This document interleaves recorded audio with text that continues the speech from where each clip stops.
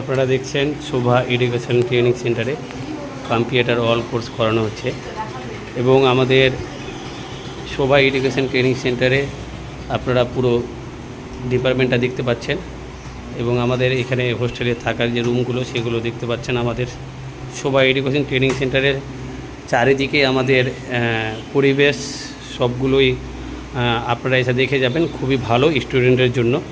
তো আমাদের প্রতি সপ্তাহে সোম মঙ্গল বুধবার করে আমাদের কম্পিউটার কোর্স করানো হয় এবং আমাদের এই কম্পিউটার কোর্স আমরা প্র্যাকটিক্যাল থিওরি অ্যাভেলেবেল স্টুডেন্টকে আমরা দিয়ে থাকি এবং প্রত্যেকটা বিষয়ে আমরা জানার চেষ্টা করি টিচারের কাছে যে আজকে কী বিষয় নিয়ে শিক্ষা দিচ্ছে।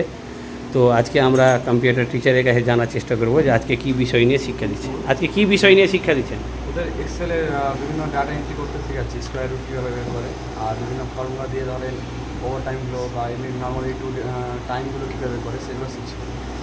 তো আপনারা শুনলেন আমাদের কম্পিউটার টিচারের কাছে যে আজকে কী বিষয় নিয়ে শিক্ষা দিচ্ছেন এবং আমাদের নিউ স্টুডেন্ট অ্যাডমিশন শুরু হয়েছে।